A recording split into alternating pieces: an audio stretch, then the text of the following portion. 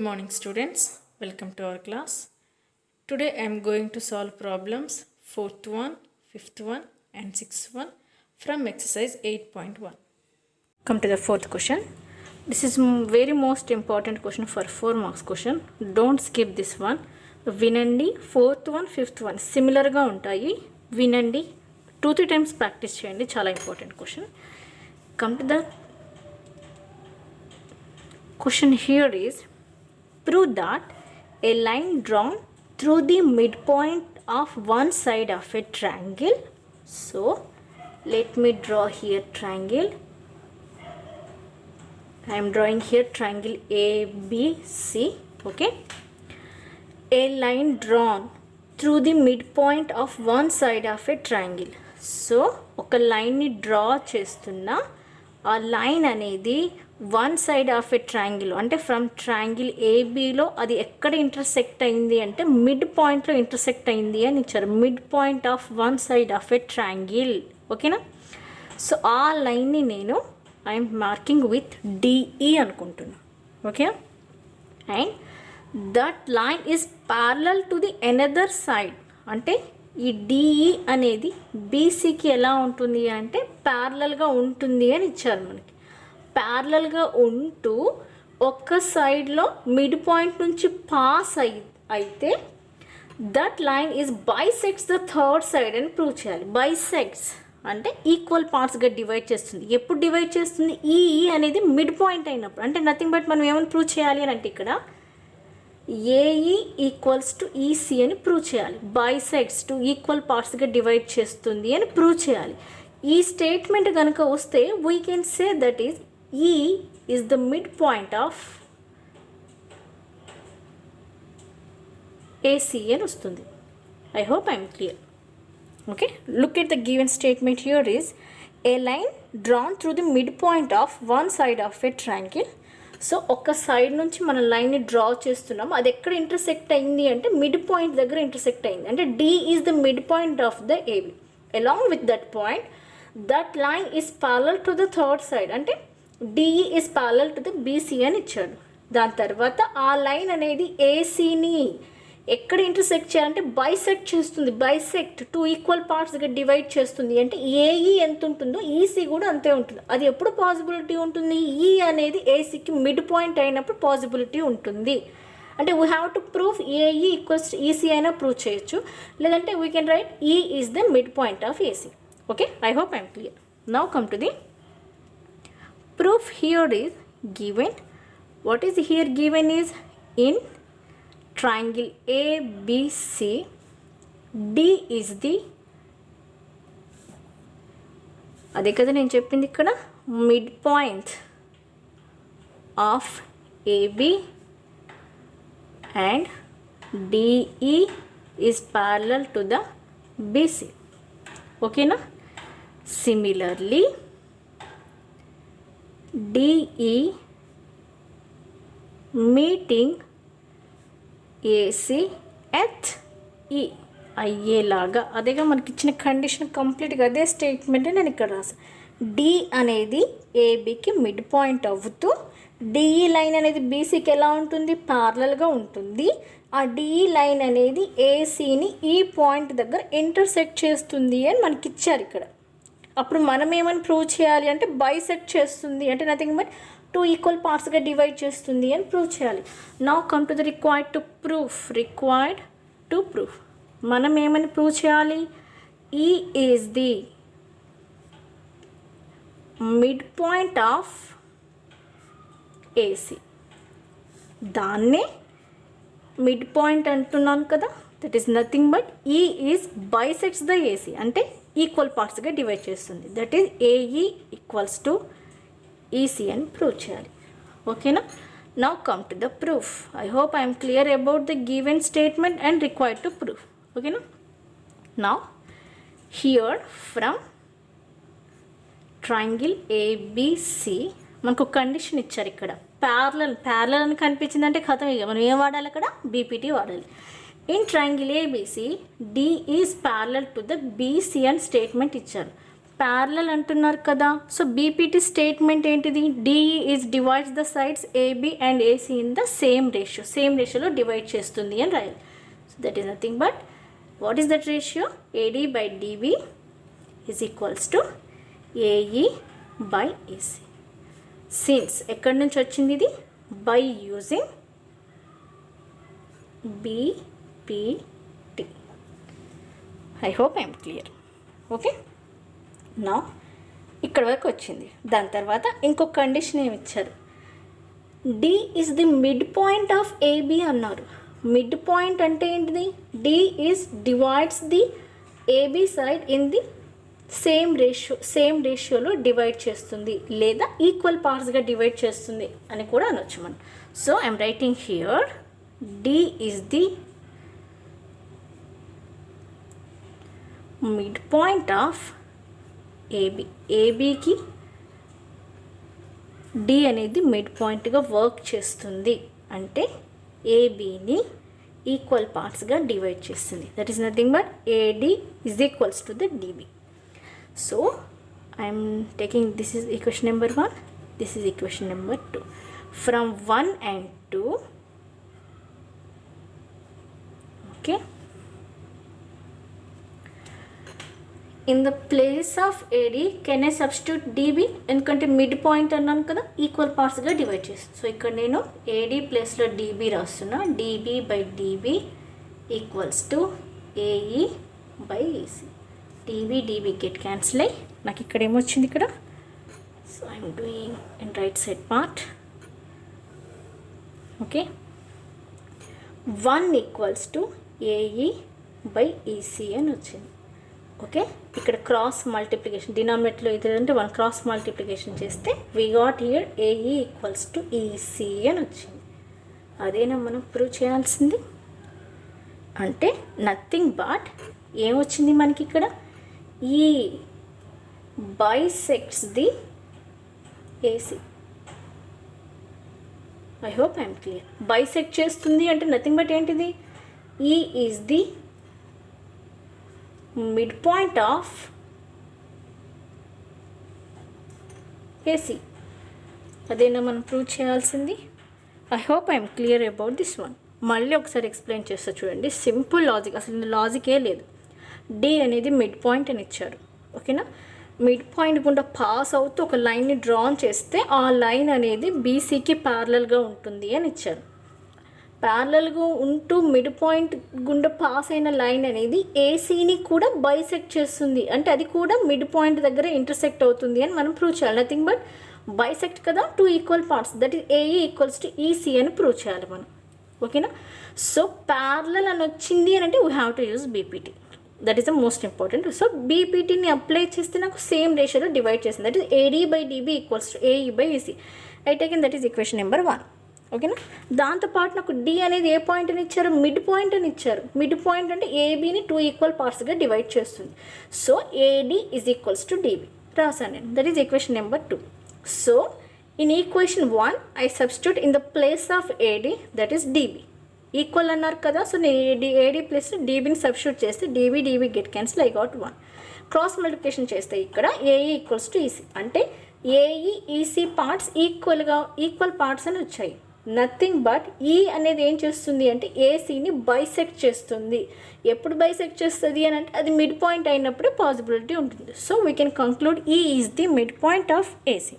This is very most important question, 4 marks. ఒక్కసారి దీన్ని 2-3 times class వింటూ రాసుకొని ప్రాక్టీస్ చేసుకోవడం బెటరు. విని వదిలేయకండి. వదిలేస్తే అర్థమయ్యే చాప్టర్ కాదు. సిమిలర్ అంటే వింటున్నంతసేపు చూస్తున్నంతసేపు అంత అర్థమైనట్లుగానే ఉంటుంది కానీ చేస్తున్నంతసేపు అర్థం కాదు. అదే దీని లాజిక్. మీరు ఒక సిమిలర్ ట్రయాంగిల్స్ పైన ఎక్కువ ఫోకస్ చేస్తే మీరు ఎక్కువ మార్క్స్ స్కోర్ చేయడానికి ఛాన్స్ ఉంటుంది. Don't neglect similar triangles. 1 or 2 times practice చేసి ఏమైనా డౌట్స్ ఉంటే నన్ను కామెంట్ సెక్షన్లో అడగచ్చు. ఓకేనా, now come to the fifth question. ఇది కూడా చాలా ఇంపార్టెంట్ ఫర్ 2 మార్క్స్. ఎందుకు 2 మార్క్స్ అంటే సొల్యూషన్ షార్ట్గా ఉంటుందని 2 మార్క్స్, కానీ there may be chance to ask for the 4 marks also. Don't skip this one. ఈజీగా ఉంటుంది, షార్ట్గా బుల్లిగా ఉంటుంది. ఓకేనా, look at the question here is Prove that a line joining the midpoints of any two sides of a triangle. So let me draw the triangle here. Triangle ABC. ఇందులో a line joining the midpoints of any two sides. అంటే two సైడ్స్ని join చేసే line mid పాయింట్స్ని touch చేస్తుంది, intersect చేస్తుంది లేదా pass అవుతుంది. ఓకేనా? Of a triangle. ఈ లైన్ అంటే ఏదైతే మిడ్ పాయింట్స్ని జాయిన్ చేస్తూ పాస్ అయిన లైన్ ఏదైతే ఉంటుందో that is parallel to the third side. ప్యారలల్గా ఉంటుంది అని మనం ప్రూవ్ చేయాలి. ఓకేనా? అంటే nothing but converse of the BPT. ఈ converse of the BPT class నేను అప్లోడ్ చేశాను. ఒకసారి మళ్ళీ దాని ఒకసారి చెక్ చేయండి. ఓకేనా? మీకు ఏమైనా డౌట్స్ ఉంటే ఒకసారి మళ్ళీ ఆ క్లాస్ని కూడా వాచ్ చేయొచ్చు. Now come to the solution. Here is given. What is here given? We take in triangle ABC. So in triangle ABC midpoints అంటున్నారు. ఏవేవి మిడ్ పాయింట్స్గా మనం కన్సిడర్ చేసాం? Those are D and E. So D and E are the midpoints of sides AB and AC. I hope I am clear about this point. Mid points అన్నారు. ఆ mid పాయింట్స్ని మనం D and Eగా consider చేసాం. ఏమని prove చేయాలి? This line is parallel to the third side అని prove చేయాలి. అంటే DE అనేది BCకి ప్యారలల్గా ఉంటుంది అని ప్రూవ్ చేయాలి. This is so required to proof is DE is parallel to the BC అని ప్రూవ్ చేయాలి. ఓకేనా? Now come to the proof. Okay, first midpoint, that is D is the midpoint of AB అని ఇచ్చారు. Mid point అంటున్నాను అంటే D అనేది AB side ఏం చేస్తుంది?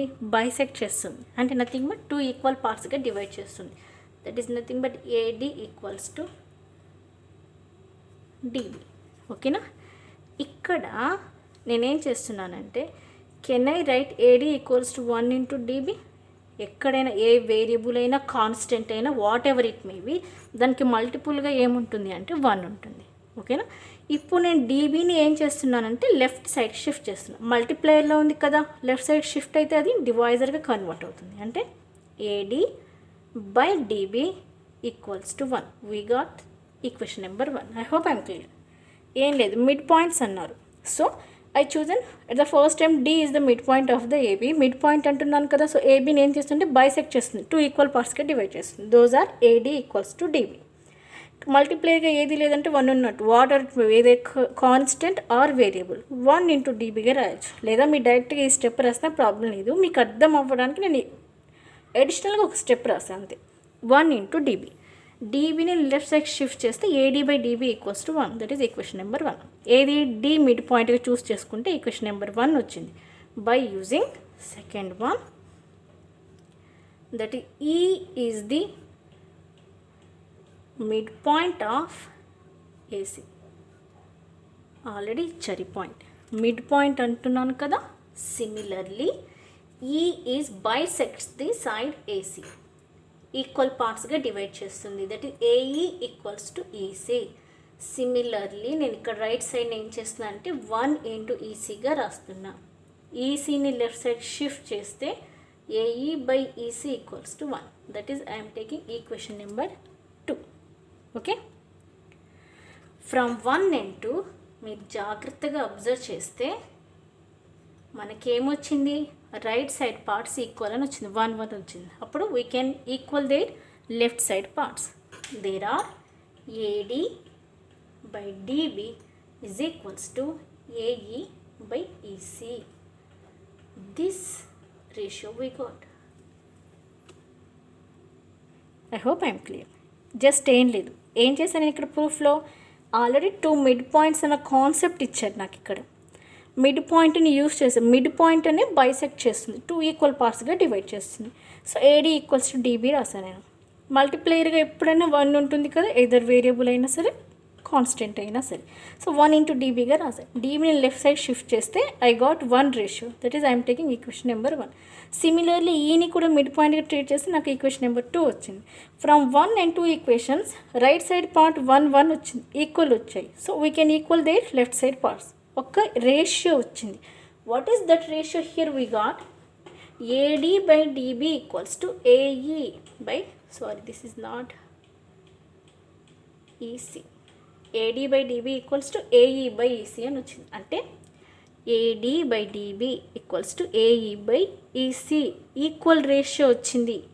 ఇది ఎప్పుడు ఈక్వల్ అవుతుంది అంటే DE లైన్ అనేది ఈక్వల్గా ఎప్పుడు డివైడ్ చేస్తుంది అని అంటే థర్డ్ సైడ్కి ప్యారలల్గా ఉన్నప్పుడు మాత్రమే పాసిబిలిటీ ఉంటుంది. That is nothing but converse of the BPT. Same రేషియోలో డివైడ్ చేసినప్పుడు డివైడ్ చేసిన లైన్ అనేది థర్డ్ సైడ్కి ప్యారలల్గా ఉంటుంది. సో ఇదే పాయింట్ నేను ఇక్కడ రాయాలి. So the line DE divides the sides AB and AC in the same రేషియోలో డివైడ్ చేసింది అని వచ్చింది మనకి. So by using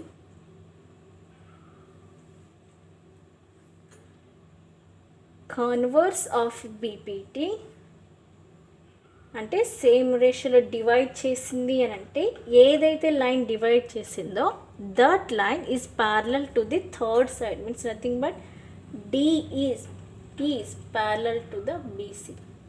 This is we have to prove. I hope I am clear about fifth one also. Now come to the sixth question. Look at the given question here is, in the given figure D is parallel to OQ. DE is parallel to OQ. Similarly, DF is parallel to OR. DF line is parallel to OR. ఇక్కడ single arrow మార్క్తో represent చేశారు, ఇక్కడ double arrow మార్క్తో represent చేస్తారు. ఓకేనా? Then we have to show that EF is parallel to QR. Parallel ఉంది కదా, so ఇక్కడ డెఫినెట్గా we have to use the concept of BPT. ఓకేనా? Now come to the solution. Now given what is given points are from triangle PQR, which line is parallel to which one? My first one, DE is parallel to OQ, and given second parallel are DF is parallel to OR. Okay, these are the given points. We have to prove that, nothing but required to prove. మనం ఏమని prove చేయాలి అని అంటే EF is parallel to QR అని prove చేయాలి.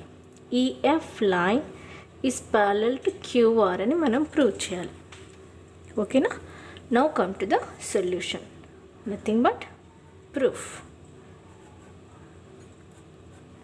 Now look at the first condition. What is the first condition given here is DE is parallel to OQ. DE is parallel to OQ in which triangle? That is in triangle POQ. So in triangle POQ DE is parallel to OQ. అంటే triangle POQలో DE line అనేది OQకి ప్యారలల్గా ఉంది అని అంటున్నాను నేను. Parallel అంటే which line? Nothing but DE line is divides the sides PQ and PO in the same ratio by using the concept of BPT. Similarly, మనం ఇక్కడ ఏదైతే BPT కాన్సెప్ట్ని అప్లై చేస్తామో in triangle POQ, same concept is apply in the triangle POR. ఓకేనా? ఇక్కడ POPRలని ఏ line divide చేసింది అంటే that is nothing but DF అనేది సేమ్ రేషియోలో డివైడ్ చేస్తుంది, ఇటువైపు ఏమో DE అనేది సేమ్ రేషియోలో డివైడ్ చేస్తుంది. Now come to the proof. From triangle POQ, okay, DE is parallel to OQ. So ఇక్కడ ప్యారలల్ అంటున్నాను కదా, so we have to apply the BPT. Same రేషియోలో డివైడ్ చేస్తుంది. మీరు ఇక్కడ పీ పాయింట్ దగ్గర నుంచి స్టార్ట్ చేస్తే లెఫ్ట్ సైడ్, రైట్ సైడ్ కూడా అక్కడ నుంచి స్టార్ట్ చేయాల్సి ఉంటుంది. బిఫోర్ క్లాస్లో మనం చెప్పుకున్నాం. సిమిలర్లీ పిఈ సేమ్ రేషియోలో డివైడ్ చేసింది కాబట్టి PE by EQ equals to, ఇది కూడా PD by DO. I'm taking this is equation number 1. Okay, come to the second triangle, that is from triangle POR. In this triangle DF is parallel to OR. Parallel అంటున్నాను కదా. Again here we have to apply the BPT. Same ratio divide చేసింది. I am writing here PD by DO is equals to PF by FR. I am taking, this is equation number 2. ఇక్కడ మనం ఏ concept use చేసాం? By using BPT, basic proportionality theorem కాన్సెప్ట్ని apply చేస్తాం. So we got 2 equations here. నా look at the 2 equations. 2 ఈక్వేషన్స్లో నాకు 1 term equal అని వచ్చింది, that is PD by DO అని ఈక్వల్ వచ్చింది. So from 1 and 2 remaining 2 terms are the equal. Which are they? PE by EQ is equals to, in next term, PF by FR. We got from the 2 equations nunchi manaki idi vachindi. Look at this ratio in the figure. PE by EQ is equals to PF by FR అని వచ్చింది. అంటే we got same ratio.